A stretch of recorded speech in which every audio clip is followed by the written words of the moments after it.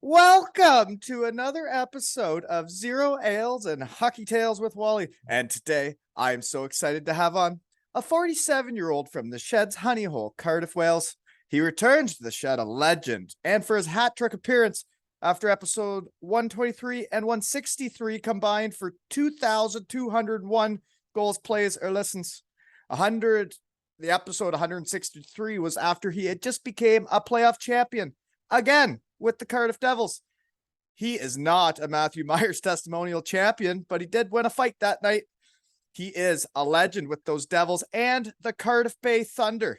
And he laced up for Great Britain in the under-20s in ice hockey and just played for Team GB in ball hockey. Welcome back to the Shed, Neil Francis. Oh, Wally, it gets better every time.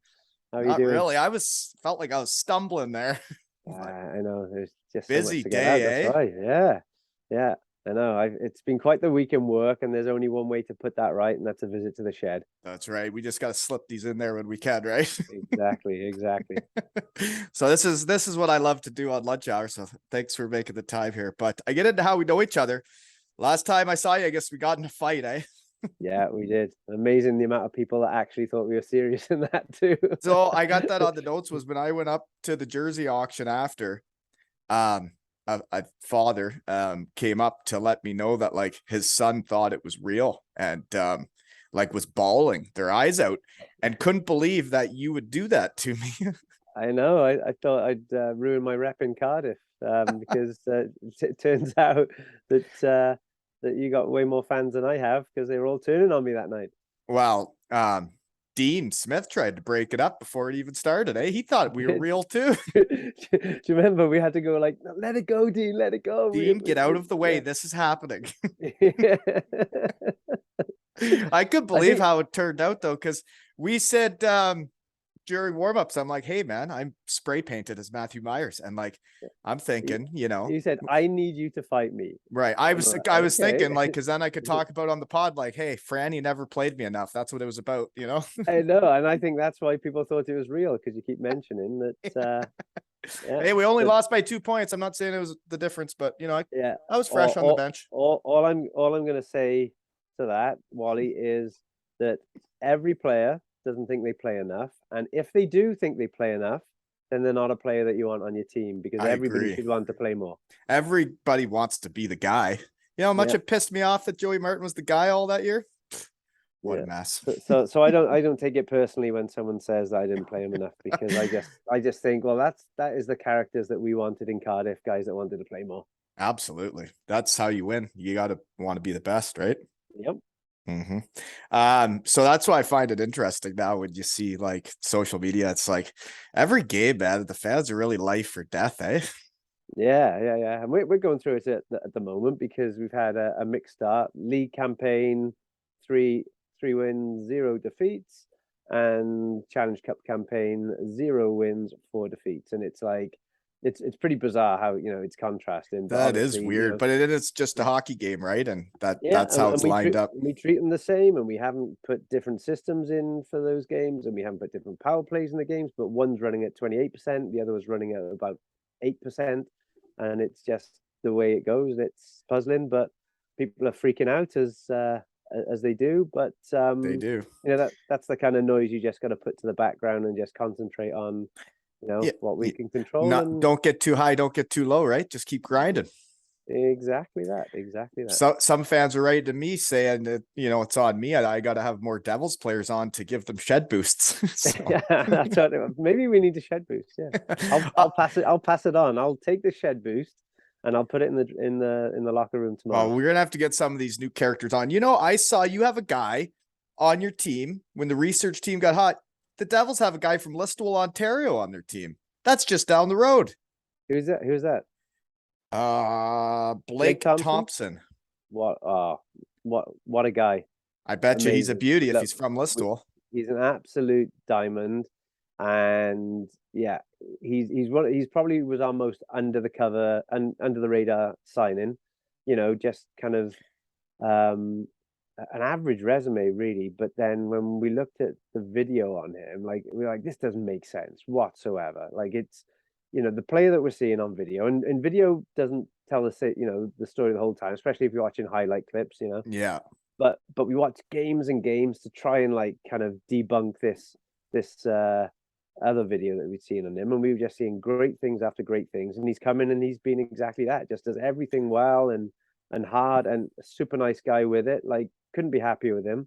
And the story behind him, he played D3 hockey, which, you know, is normally a bit of a red flag. Is not someone we would typically But pick that's up what as a I star. keep getting on about is people from my area where I live now and where I grew up are very much under the radar in hockey. Like, you don't get the attention until I start at the Shed. I'm going to get all the kids around here attention now. Yeah. But like, that guy's from Listowel. He probably Yeah. played in the league I did where nobody really knew about him, Yeah. but he's probably a dandy because most people I've met from Listowel are.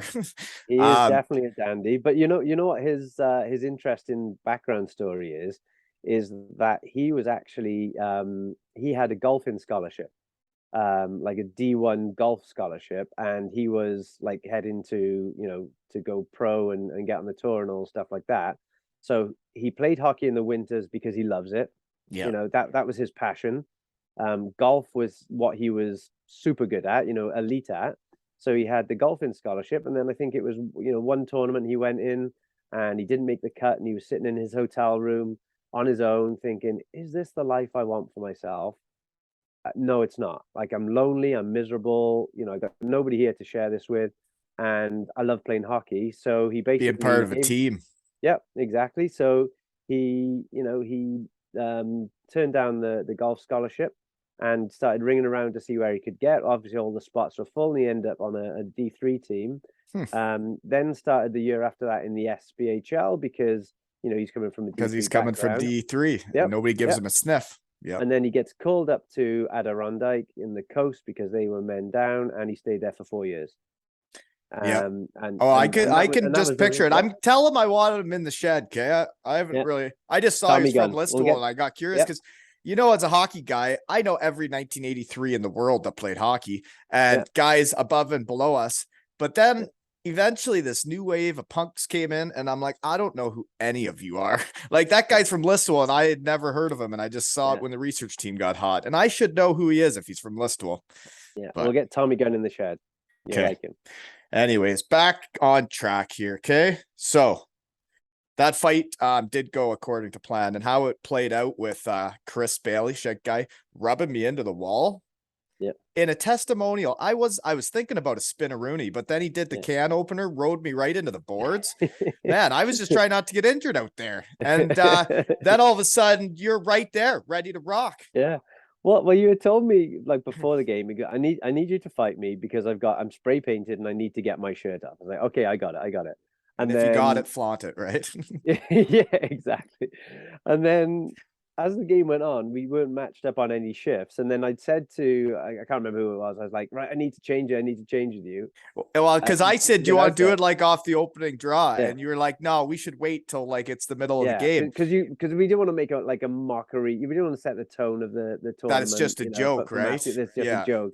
But then when I jumped the boards, and I was going out for my second shift and I was already breathing heavily. And you said, how about now? And I said, I'm ready whenever you are, you effing pussy. And the whole bench heard me yell that. And they're like, whoa, what's his problem? Yeah. And then when I saw something was going on in the corner, I was like, right, this is it, go time. So we did it. And then your shirt was like welded on. So you kept pulling and pulling after we finally got Dino out of the way, and it would come off. And I just guess you're not that strong, but then you ended up ripping my shoulder pads in half. That's when dad's strength came through then. Yeah. You ripped them right in half. So good thing I don't need them ever again. Just making sure. So yeah, good work there. And you know, it was so real. We had kids crying and everything, right? Okay. And then after that game, we hit the bathroom at the bar, had a great chat. That was like, probably my favorite bit of being out in the whole summer. It was the bathroom talk was awesome. Yeah. We were all on a high because we just had a good tournament and, you know, great group around, like super nice guys. And I became a champion again. Sorry. And you lifted the cup. Yep, you did. That I built. And Just yep. And then we go to the bar, and then I could see all of us older guys are thinking, this is so loud, and we can't even so talk. loud. You And then can't talk. me and you just happen to be in the toilets. I'll call it the toilets, not bathroom, because there's no bath in there. But we were in there and we were talking, and the next thing's Jono was there, and next someone else was there, and then it just grew, didn't it? Well, and then it was like we were having an episode of Two Ales and Hockey Tales in the bathroom, and like that's when I first heard of the injuries Jono was playing through, and he showed me the lump on his chest, and I was like, and holy shit. Yeah, when he was playing with like about 7 fractured ribs and a fractured sternum or something like that. And he played like that for and 7 you saw weeks. The toe. And you saw his toe as well. Oh yeah, I did get to see his toes. Gruesome. I did get to see his toes too, and they are as gross as people say. Sorry. Yeah, he's definitely not a flip-flop model. No. And then so it was quite the shed recruiting trip though. Like Matthew has a day like that. Everybody was having a time. Yeah. By the end, there had to have been 15 guys in the loo chat sharing stories. It wasn't as loud in there. No, it was everyone that came for a pee ended up staying there for about 15 minutes. Yeah, should have hit record. Yeah. And the bouncer came in, he thought there was something going on, and then he looked at us. He's like, "No, okay, you just carry on." And that actually, I'll bring this up now. You told me the story of Ethan Skinner almost signing with the Cardiff Devils a season ago. My buddy from around here, and he's still around here. I don't think he signed anywhere. So, anyways, you told me what he said on the phone that like blew, like then you realized he's like a shed guy. He's a devil. He repeated somebody had told a story about, being in the coast. You're not part of a team. You're only ever competing for yourself because you're competing against all your teammates to get the call up, and that they wanted to be part of a team where you're all in it for the right reasons. And he kind of regurgitated that to Scaldi at the time. And he goes, I've had this guy Skinner. I've been speaking to him, and he said something that blew me away, and he repeated it. And I'm thinking, yeah, he's a shed guy. He is. So yeah, no. And he's one of those guys that grew up around here that's under the radar that people just don't know about him. It's bizarre when you see I never really got my name out there until I was in NCAA, and I was like leading the nation in scoring. I had never even been asked to have an agent before. Like no agent had ever even approached me. So this is why we need to set up more scouts in your area for the under. Well, I know a guy for the Diamonds. I know a guy. He's got some contacts too. He's got a shed. Yeah. So don't worry, fellas. I can help get a pathway going for you. People helping people. Yeah. So I heard the Devils canned your ass again. What do you mean? Well, you come to the shed last time with Brody, and you guys are talking about how great of a team you are. You're his assistant coach. And then he's like, nope, found a new, younger version. Yeah, I know.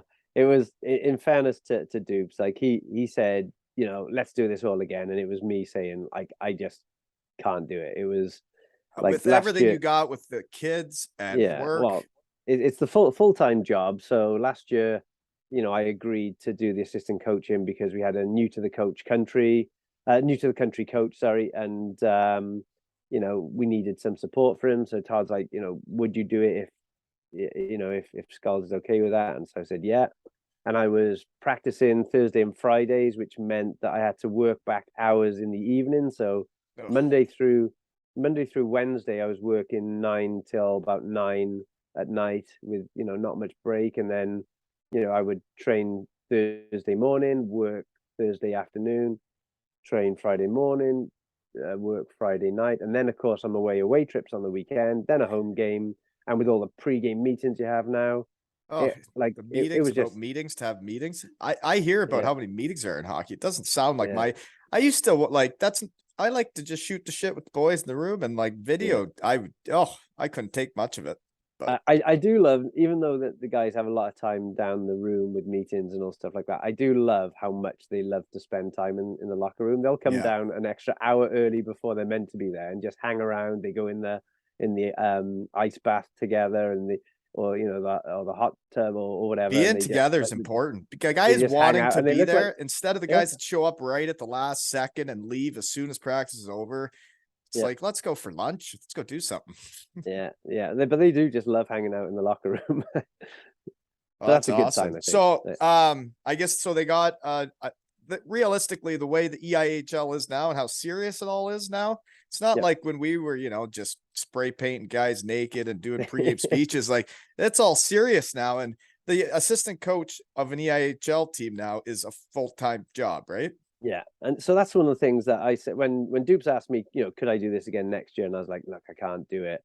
I said to Todd, look, we need to get a full-time assistant coach, not somebody that's doing it as part of a, on the kind of On the side. on the side. It's just Well, too for how much. much video there is to break down and Yeah, crap yeah, now. Ugh. yeah. And Dupes before, so we actually recruited Christian Horn in the summer, and it was all set to go. But his visa took forever to come through because there's a huge delay on visas this year because the visa centers had to put some staff aside for Ukrainian refugee visas. So you couldn't fast track any visas, you couldn't do that, and his just happened to take forever. So we were we were going to announce in the summer, but then you kind of don't want to announce him until he gets his visa and it's on the way just in case something goes wrong. And it's funny because when Horn got his visa through, we had just won the opening weekend. So we beat Sheffield away, we beat Manchester 8-1 at home, everything's flying. And Dupes and I said to each other, oh, well, at least we can announce Horn after two big wins because we didn't want it to look like We're doing it because and then we're getting rid of me, and so we were laughing about that, and then we didn't announce it that week for some reason because his flight wasn't coming in until the Monday, and then we lose the two games on the weekend, so we announce it after two losses. So yeah, it does look like we can my ass. Yeah. Actually, one thing I got to bring up that I got written down here on the notes was I saw that Andre Pyatt passed away.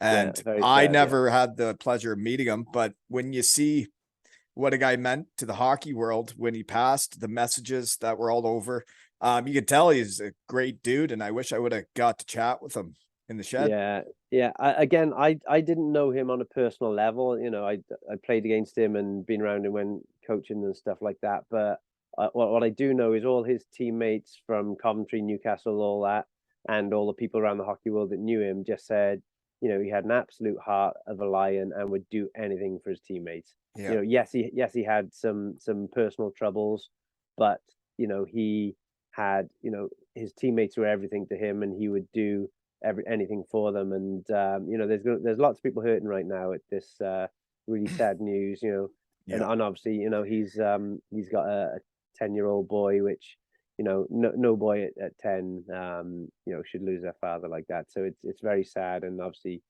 condolences to all those that are grieving at the moment. Yeah, for sure. Okay, so what is your new role with the Devils then? What are you doing now? Well, that's the thing. Like that's part of the where and what are you doing now? Yeah. To me, it's not really a new role. I mean, it's the title is maybe new and nice and shiny. It's director of hockey, but to me, it's what I've always done. Even prior to Todd taking over, I was always kind of leading the charge on the recruitment and stuff. When I worked with Jared Adams, he was happy for me to go off and do that, and I'd bring guys to him, and between us we'd agree things. And then obviously when Todd came in and took over, and Steve King, Brian, Craig, and Kelly took over the Devils, that's sort of what I was doing because my first thing to do, or that I insisted on with Todd, was Andrew Lord as coach. I got to know Lordo through 3 years of trying to recruit him. Then I got to know him as a year when he was in Cardiff as a player. And you're like, this guy cares so much. He's so diligent in everything he does, his own preparation. He's going to make a great coach. And we were in a situation where we didn't know what the budget was going to be, if crowds were going to come back, because crowds had obviously sunk to all-time lows. So I was like, we cannot spend big money on a coach for off the ice. We got to somehow try and cut our cloth. And I think this is a great way to do it because I think he's going to be fantastic. And, he exceeded even my expectations on that. That is what you've always done, though, is you've gotten all the pieces in Cardiff to fit. And you're even the one that got Todd to take over the team. So Yeah. you've always been the director of hockey. Yeah, and that's the way sort of I see it. And then obviously when Lordo took over, he was a first year head coach. He'd never recruited.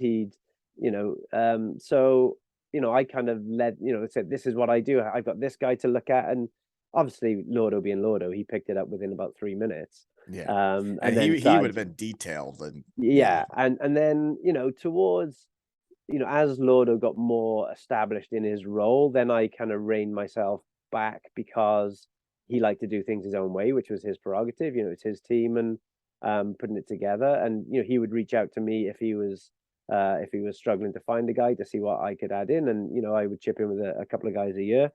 And then obviously when Lordo then went to Greenville, I was right on Todd's shoulder to kind of work help through where find we the were going coach next. and all that too, right? Yeah, and then last year as well, with the assistant coach. But so then this is kind of one of my questions for you. Then this is one of my shed questions. Okay, you've basically always done whatever the Devils need. When you were a player, I had your review, and then like since then, it's whatever the Devils need. I'm curious, like when you're working all day, you're the bench coach when I was playing there. Then you come back and help last season because it's what the Devils need. Yeah. How do negotiations go when you're just a jack of all trades and each season you're doing something totally different? Do you actually have to renegotiate based on what they're going to ask you to do that year? No, I just go with it as and when it happens. So, if Todd, if he call me and say, hey, can you come down? I've got to meet, when we were taking over the running of the rink, he said, hey, I've got a meeting with the guys that own the rink, and I think they want to speak to us about running. Would you come down because you've got good background of Cardiff and the Devils and stuff like that? So I did that. And if it was at one point I was helping out with the hospitality and the corporate sponsors, and talk about, I will do whatever is taken, and I've got no kind of there's no it's not about the money for you, or it's not about anything that they give you. You just do it because you love the Devils. Yeah, and it's funny because Dave Sims walked past the hospitality suites one before one game, and I was there with a bucket and a mopping the floors because there'd been a kid's birthday party, and I didn't want like the hospitality, the corporate sponsors coming in and seeing all that. So I had the bucket out. He's like, I've seen it all now. I was like, but that's how it always kind of was in Cardiff. That's why I liked it so much, was just everybody was in it together and everybody's and it was everybody in the arena, Yeah, definitely. So moving on. Where and what are you doing now is we got a time crunch because I was going to ask if your kids are still into ninja training, because how we know each other was we used to call it ninja training, and we'd take our kids to that old church, and it was Taekwondo, and that you got to go there soon, don't you? Yeah. So Colby came in as a little ninja, didn't he? And had some ninja training in that. But my girls have been doing it now since they've been like 3 or 4. It was just something that somebody must have recommended it, and they went down just for them to burn off some energy. And fair play. They've been in Taekwondo that long. They're got to be older now, right? They're older than my kids. Yeah. So Holly's 10, Sophia's 12. And they've stuck with it, and it was particularly tough during lockdown because they weren't that keen on the Zoom classes. They like doing it, there in the hall. Still the same hall. But the same one we used to go to ninja training at. Yeah. That's awesome. Yeah, and they both did a grading yesterday. So periodically you do gradings to get your next belt, and we'll find out tonight whether they got those. They're reasonably happy with how their gradings went, and that would make Holly into a green with a blue stripe, which is kind of about 5 belts along, and Sophia is, if she does get the grade that she went for yesterday, she would be a red belt with a black stripe, which is 1 belt off black belt. Wow. Pretty impressive for a 12-year-old. Yeah. Yeah. She probably kicked the crap out of me. Yeah. It's funny because sometimes, when you kind of mucky fight with your kids, or, you just mess around, and I'll go to do something and she'll just block my hand or something like that, and it's just And like, you're oh like, my oh, god, yeah. it's like that instinct is I good, have the and I same like thing, it. like, but Colby used to like, we'd wrestle or whatever, and he would Yeah. like, but like when he punches me now, like it hurts, and It's I'm got like, dude, you can't punch me anymore. It hurts too much. Stop it. yeah, yeah. But in the same time, you're thinking, I'm glad he's got that in his locker, because Yeah, if you need it, he's got it. Yeah. yeah. Same with my girls. I know that, if it was needed, then I'm They reasonably could handle confident that themselves. they can handle it. Yeah. My kids took jujitsu this year for a little Nice. bit. Yeah, Yeah. they're trying a little bit everything, Yeah. Yeah. Um, One of the funny things about the grading is that a few belts ago, they have to do sparring. So they put the sparring gear on and they have to, like, go up against somebody. And there's people they don't know because it's from all different areas over Cardiff doing the gradings. And Sophia was put up against this boy, and she managed to catch him square in the face, and he cried. oh And dear. then and then he was like, every time she'd go near him, he was backing off the mat and he wouldn't even square up. And then the next grading, she got up against the same boy, and he literally the whole time just ran away from her because he was scared. Yeah, that'd make you feel good as a dad. You'd be Yeah, pretty proud that day, wouldn't you? yeah, exactly. Yeah. Actually, because we were talking in the bathroom so much, and I saw what you do for the Devils. You're big into the recruiting. You know how to find shed guys. You know how to find like good dudes, and you use your resources, and you have a lot of them. And I could tell in the bathroom, it doesn't take long to talk around hockey and figure out who's good dudes. But I got to bring this up. Glasgow signed a player yesterday. Yes. And my goodness, it went nuts. Like, and then I didn't know what had happened and what was going on. And then I saw like the article, like that this guy had fled the States. Yeah. But then he had played like the last 6 years in Europe. Yeah. So some teams obviously didn't care about that, but So teams, these other teams he's played for didn't care, or like let him play there, and nothing was ever said. And then, like now the coach is suspended. You could call it. The GM is suspended. Right. Shed guy Dicko is in charge for tomorrow. He's right, and probably Matthew Waugh is going to be helping him out. Shed guy. Yeah. So yeah, Dicko has been announced as he's temporarily in charge of the reins. And so is he playing? Yeah, he's playing. Yeah. Yeah. Back to a player coach. I love it. That's the IHL. Yeah. I could see Dicko in a Reggie Dunlop jacket too, couldn't you? And like the thing I was thinking about though, right? You see the outrage of the fans, and it's like they're gonna show up and probably boo and do whatever they're gonna do, but like they got to remember, like the players on that team, it's not their fault. They're still they gotta still play this whole season out, and it's not their fault. Like what happened. I think fair play to the Glasgow Clan fans. They knew it was wrong, and they let it be known. And they let it be known, because sometimes, hockey fans get a little bit blinded that their team can do no wrong, and they kind of try to justify it, even if they know it's not quite right. But the Glasgow Clan fans, wow, they came out in force last night, and they were just like, we're not having this. Yeah. And it made the club within an hour, I think, do a U-turn to say, right, we're not signing this guy. And then this morning they released a statement saying, it's under internal investigation. The coach and GM are suspended, and so it's quite the noise. It's something. I'm not sure what to say because I don't know those guys, but but I hope the fans do get behind. Like you say, the team, it's nothing to do with them. They're not involved in the recruitment. Right. And I think because the club have taken such strong action, I think the fans will now be happy that, it's getting addressed, and and we can move on and like get behind those guys that are still there trying to play for the Clan, right? Like Dicko and Matthew Waugh, and I'm sure all those dudes are just dandies, so don't hold against them, right? So anyways, thought I'd bring that up. Okay. So, and we just speaking of the Steelers, we'll talk about other teams here for a second. Is we did just donate the money for Rich Bateman that I had the raffle for. So it ended up being, after I switched it from pounds to euros to Canadian back to pounds. That's just how it works with this stuff. Yep. But it ended up being 530 pounds after we shipped it over. So thank you to everybody that bought tickets that we could help by me talking to people in my shed is Yeah. really cool. Good job, Shed family. Yeah. So way to go, guys. And Rich is getting into a better hospital, and it's going to be like an hour and a half away from his family, but hopefully he can make the improvements, right? Yep. Good luck, Rich. And on a fun note, did you hear? I talked to the Team GB Legends 2 days ago. I did see it. I haven't listened to all of it yet, but yeah. Okay. Well, Bouncy asked for the fans to throw stakes on the ice. Stakes. Yeah, you guess you haven't got to that part yet, eh? But I don't. I think it just might happen. I think it just might happen, but I'm thinking they're going to be raw, right? We'll keep them cold, and then they'll hit the ice, and then maybe a quick rinse, and then they can get a little barbecue in the locker room for the fellas, and you guys can have some steaks in the room, right? Yeah, I'm thinking T-bone from the bench at Bouncy.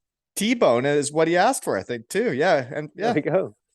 So let's do this. That's a bit extravagant. There's a little bit I know, eh? Bouncy needs all that stuff, eh? Once he went out to Europe and was an import, now he comes back and he needs steaks. Yeah. Jeepers, right? High maintenance is he nowadays? Yeah. Okay. You played for Team Great Britain in ball hockey. We got to talk about this. I did, yeah. Why are you playing ball hockey? You got to run around. Yeah, it's lots of running. I don't think people realize how much running is. I used to play it when I was like 20. I don't know what you're doing. Yeah, at 47 playing. So it was the Masters World Championship. So it was over 40s World Championships, but you're allowed, almost like imports, you're allowed 3 over 35s. So I don't know how that works, but there we go. But yeah, why wouldn't you just keep it all the same? Over 40, I don't know. You bring in 3 young stallions, eh? yeah, exactly. But no, it was a lot of fun. It was extremely. How do you end up on that team? How do they find you with the Cardiff Bay Thunder? Yeah, we're a little bit under the radar. We're like the you're like the Midwest Ontario fellas. Exactly, that's what we are. Nobody knows about us. But what happened was, in the Cardiff Bay Thunder, so we play in the South Wales Ball Hockey League, and the Cardiff team split into 3 teams. We got 3 teams within our overall club, and we also play against the Aberdare Skiprats. I'll give them a shout out too, because I know they're shed. I think they're shed enthusiasts. Yep. So we play against them, and then what we did, we entered into the national championships for Tier 3. So we put together like almost a select team from Cardiff Bay Thunder, and we went in that and we won that. So we got promotion to the Tier 2. And when I was playing in that, there was a guy that's involved in the whole GB ball hockey setup that was asking questions about how old I was and stuff like that. So yeah, we got in touch, and there was tryouts for. There was 3 tryouts for 3 tryouts. So when you're going to a ball hockey tryout, are they putting out pylons and you're running around the pylon stick handling? It was honestly Did you feel like a 10-year-old?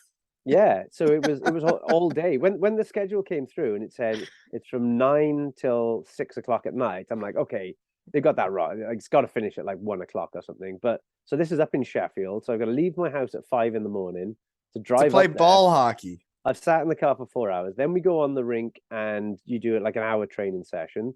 Then we went off and had like a classroom session of just about some tactics and some stuff. Then we went back out to implement these systems. Then we had fitness tests, sprint shuttle runs, timed up against. So I get quite competitive, so I'm like, I got to have the best time for that. Yeah. Then there's like push-up, sit-up tests, all these kind of things. Then an hour off, go back. How many guys are trying out? I don't know, but I think there was 60 in total tried out, but across 3 different trials. So there's normally, say, 20 to 30, 35 at each one. But after all that, then we had to go and do a 2-hour scrimmage. And the last scrimmage that we did, it was actually when the team had been picked. We did it against the GB under 23 team. And they can fly. Yeah, God, that sounds horrible. 47. They're literally half my age.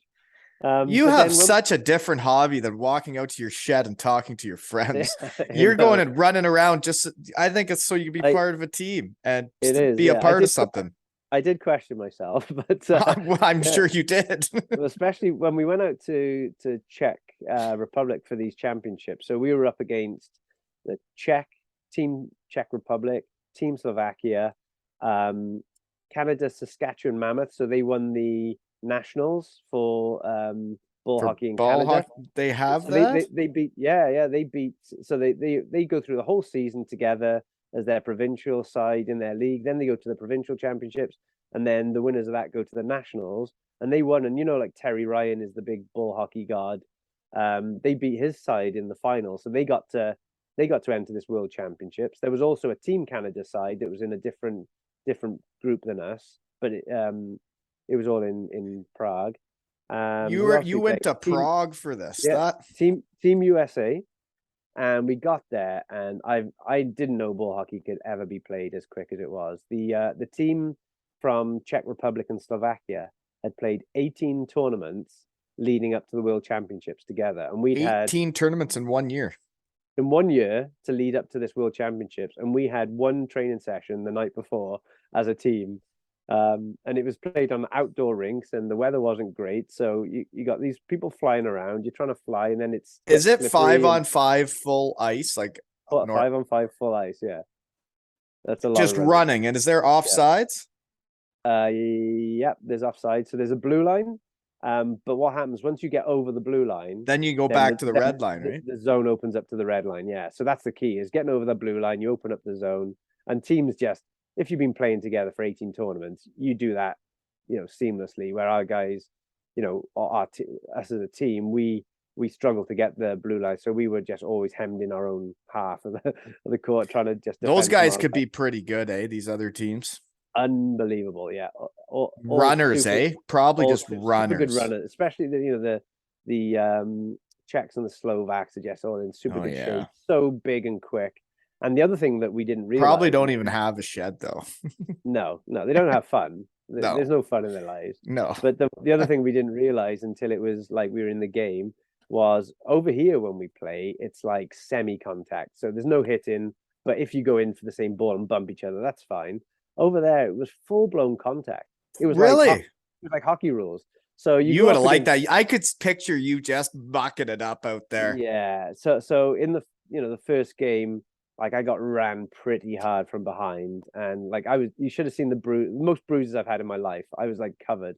It was disgusting. But yeah, once I knew that was game on, then all of a sudden the guy chips it in. I just like was standing people up, and they were getting all rattled. And, I would have loved to watch this.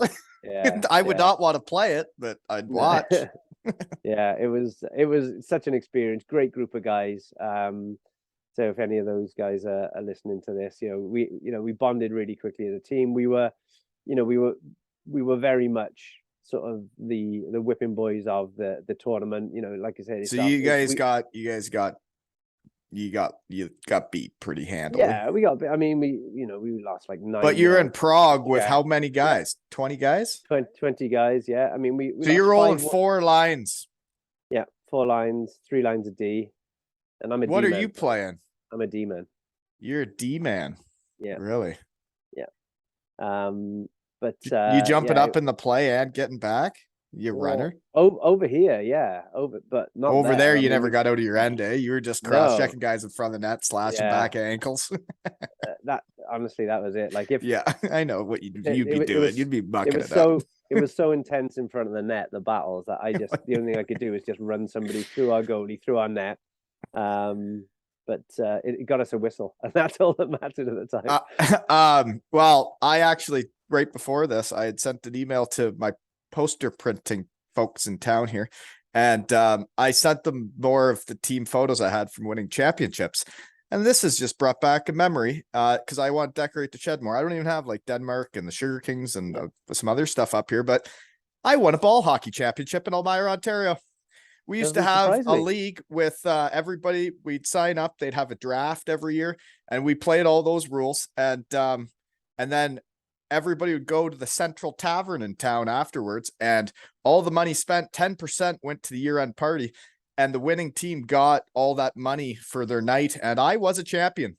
Yeah, I definitely had the trophy at the Central Tavern. So I'm a ball hockey champion. Wally. It doesn't surprise me. Trophies follow you. Well, I don't have the team photo for that one for the shed though. So somebody's got to dig that out. So I hear nobody's getting naked for pregame speeches anymore, so you don't have to video them. No. I tell you what, I've considered bringing it back in the cup competition, certainly to get the monkey off our back there. But Yeah. maybe we need to fly you in, Wally. I don't know how many times I can fly over. I have a lot of stuff going on. So I did just lock down a head coaching job. Nice. Yeah, I think this is going to really challenge me to keep them entertained and passionate and try and get them into it. But I am the under-9 gals local league coach, head coach. And fun fact for the Shed family is my assistant coach built the Shed. So pretty awesome. Kent Little, folks, my neighbor right over there that came. Literally is a Shed guy. You see these walls, he put those up, and now he's going to help me with his daughter's on the team, and his son made the same team as my son. So we're together all year, both kids. So yeah, great time. So I'm coaching Zoe's team this year, so it should be interesting. There we go. That's nice that you'll then have coached both the kids' teams. Yeah. So we'll see our first practices tomorrow. I'll see what the roster looks like, and the temperature check. Yep. We are gonna have as much fun as we can, right? I bet you will. Yep. So okay. So you went to Prague. That's like one tournament. You guys are done. So how long are you there? Prague's pretty fun, eh? Well, that's the thing. So yeah, we were staying on the outskirts of Prague, and Prague's a big city, so it did take like 30-40 minutes to get into the center. And we were playing so much that, you know, the first day we were down there, we were playing at 11 in the morning and then 7 at night, which, because it ran behind, ended up being 8 at night. So about you'd play at 11 in the morning and 7 at night. Yeah, and hung around all in between. And then it's outdoors, and then by the time the evening games come, the dew sets down on the court and it gets all super slippery again. So we don't end up getting back to our hotel till like midnight. And then you got to play at 11. Well, then we got to fight food somewhere, and then we were on the bus at 8:15 the next morning to go play again. So there wasn't much downtime, but sounds like it'd be more fun to just go to Prague. Yeah. The tournament finished on the Sunday, which was the 3rd, 4th place playoff and the final. So we were all booked out to go on the Monday. But it was the Devils opening weekend. So we had league opener in Sheffield, and then our home opener against Manchester and Cardiff that weekend. So I was going to miss it. So after a few games, we realized we're not going to make the 3rd, 4th place playoff. So one of the guys on my team, shout out to Chris Slack, who is a Sheffield ball hockey player, and he's also a sponsor for the Sheffield Steelers, Bradwell Skips. I got wind that he was flying home on the Saturday. He'd been smart and booked his flight for the Saturday. So I said to him, what time are you flying back Saturday, and where to? He goes, I'm into Manchester, flying 5:15. I arrive 6:30. I reckon I can get to Sheffield, and Sheffield Devils game. I reckon I can get there for the second period. I was like, can I get a ride back with you? He's like, no problem. So I booked another flight. We got this flight together. We got to the airport. We played our last game in the placings section in lunchtime, I think. Drove straight to the airport. So it was just a business trip for you. So you just played ball hockey, and then the last game's over. Yep. You raced to the airport to get to the Devils game. Yeah, got there Tuesday, flew out Saturday evening, got to the Devils game. We actually made it by the 3rd period.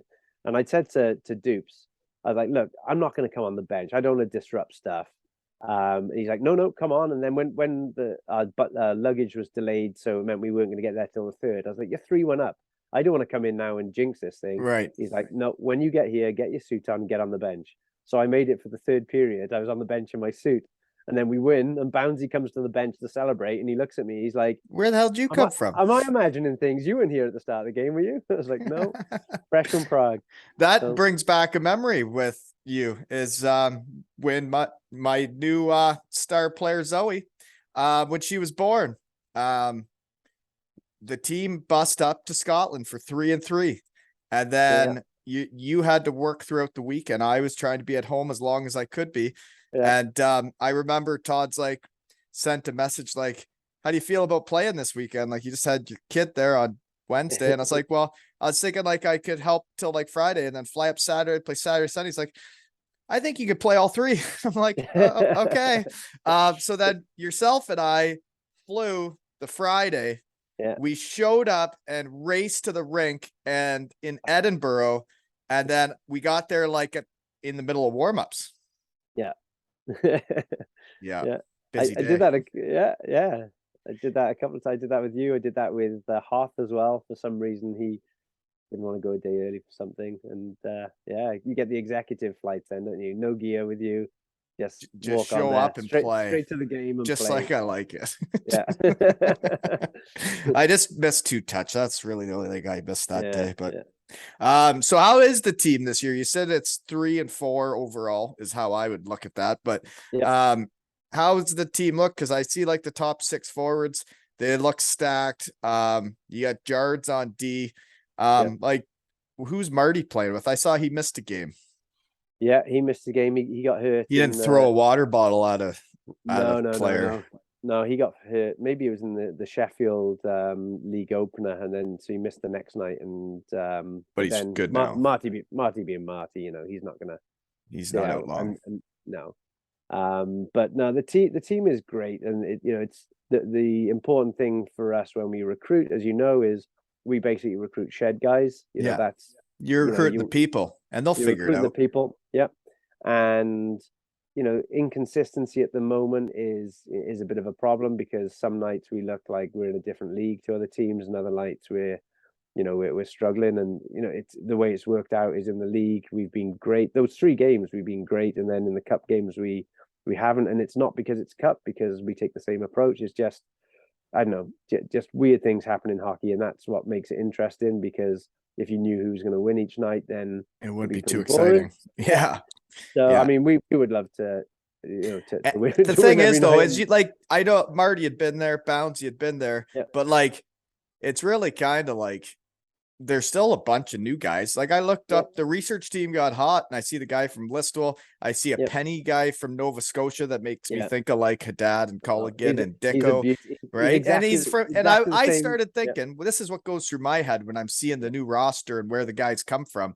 And it's like, you got the guy from Listowel, you got the guy from Nova Scotia, and you got a bunch of guys from out West Canada. I'm like, the recipe in Cardiff has kind of been the same for a long time, but now we're getting some Midwest Ontario guys, right? Blake Thompson, way to go, buddy. Yeah. So you got to go with what you have success with, right? And you got to find a formula, and you got to stick with it. Yeah, and the people know the people they know.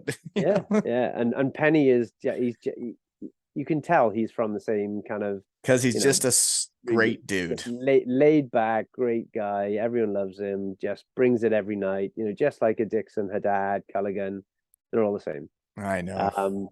But yeah, I mean, we're really happy with the team, and obviously not happy with those cup results. But like you say, it's a long season, and you've got to just keep your calm and keep on that kind of steady emotion, whether you win 8-1 or whether you lose 4-1. We know the team will figure it out. Dupes has done like a phenomenal job at preparing guys, and you wouldn't. I see comments that people are kind of questioning because we lose a few games. Oh, well, we got a new coach. He's not a rookie coach in my mind. He's so prepared. He's so streetwise.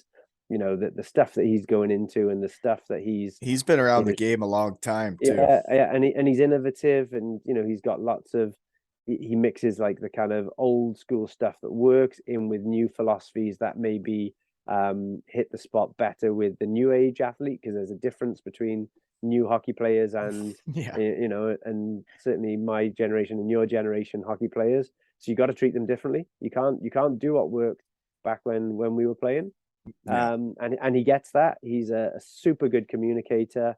He's very good with his people skills are off the charts, and he's doing a great job. And obviously he's frustrated because the results aren't following, but like the cliches that it's a process, and you follow the process, and you got the formula right, it will pay off, and I'm sure it will. And the thing is it takes some time for like a team to mesh. Was my point, is like when we all got to Cardiff that year in 2014-15, I don't know if people remember, but we weren't very good for like 2 months. And then all of a sudden we went on a heater, and it's like I see what goes on now with the fans. Like you win, you lose a game, and what people write and say. And it's like, these guys just started playing together. Like it's the start of the year. They lost a game against Coventry. Just relax, folks.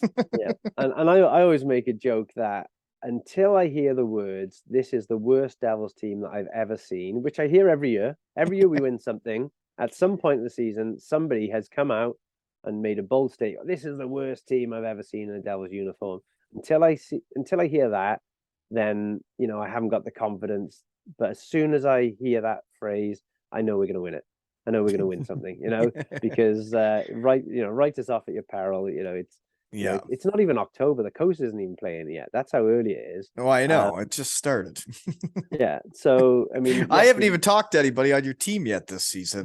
I started feeling bad because I was starting to break out into new markets, right? I was getting German guys on, and I was doing other stuff because I know the UK is my honey hole, and I appreciate all of you, but like maybe someday I'd like to make money doing this, right? I'm gonna have to keep growing it somehow, and I can't spread your wings. Right?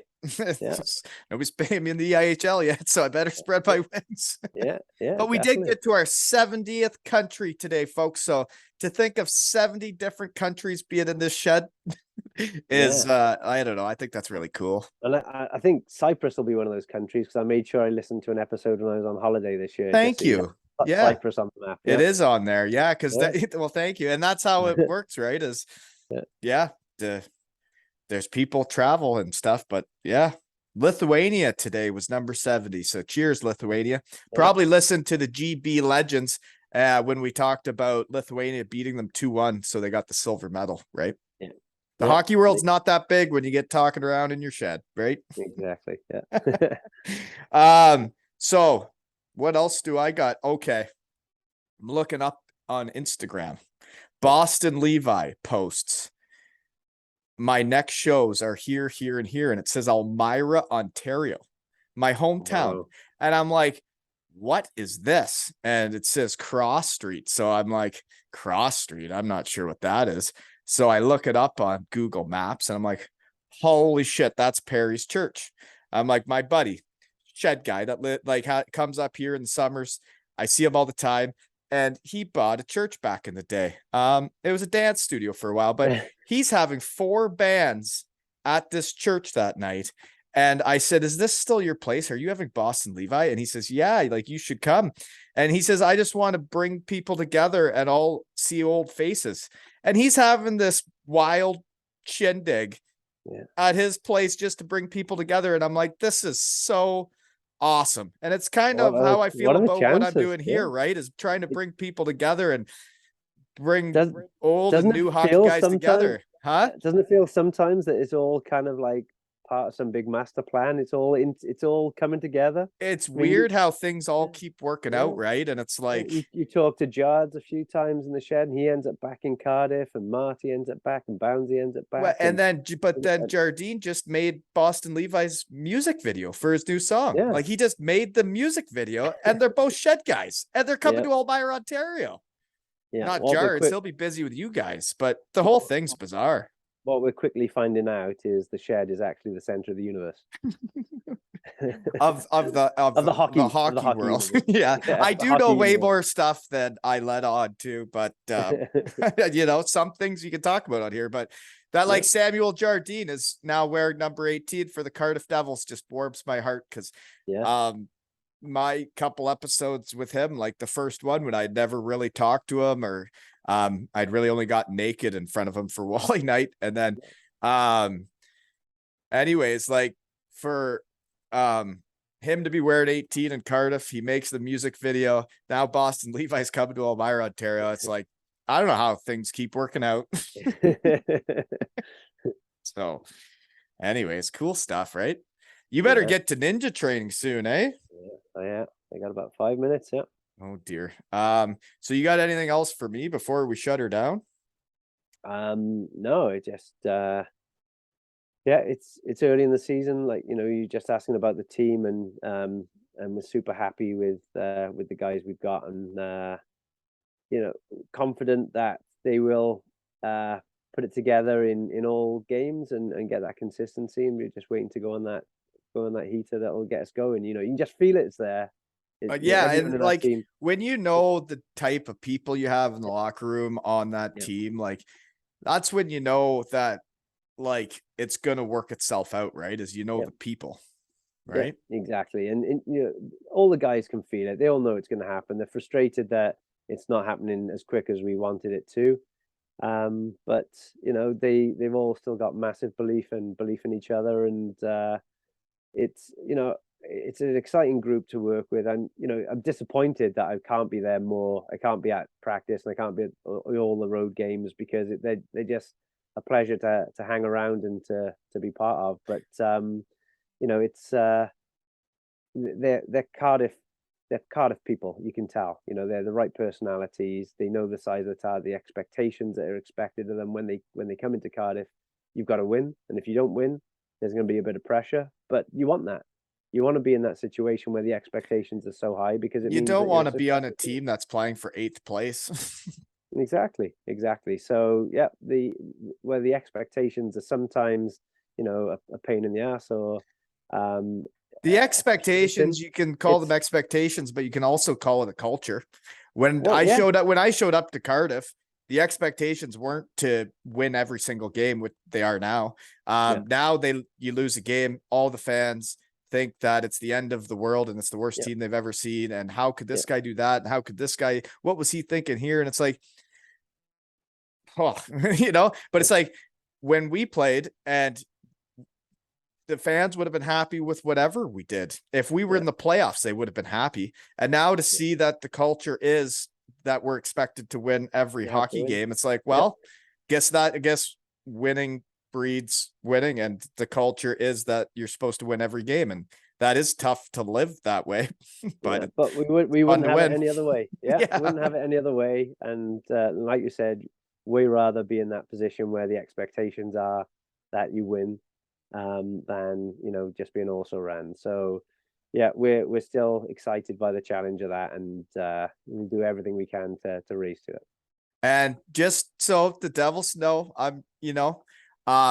when I posted the stuff about the GB Legends, Sheffield Steelers did share that stuff out on social media for me. Just looking for, I don't have a marketing team, so I could use a couple, Yep. shares back, like the Steelers do, right? Thanks, Okay. MZ. But seriously, Yeah. Okay. sharing is I'll have caring. words. I know people. Sharing is caring. Yeah. I don't have a marketing team, Yeah. The But shed seriously, markets itself. I'm the biggest Cardiff Devil fan ever, and I know you guys have recruited the right people, because I was in the bathroom with you. I saw how much you have to do with the recruiting in Cardiff, and I think that is why the teams are who they are and the people are who they are on those teams, and how I can have a shed is because of the recruiting you've done over the years. And I have no doubt that they're fine this year. I met Brody. They're in good hands. Everything's going to Yeah. be fine. Yeah. Shed guys everywhere, right, Franny? Exactly. Full of shed. A team full of shed guys.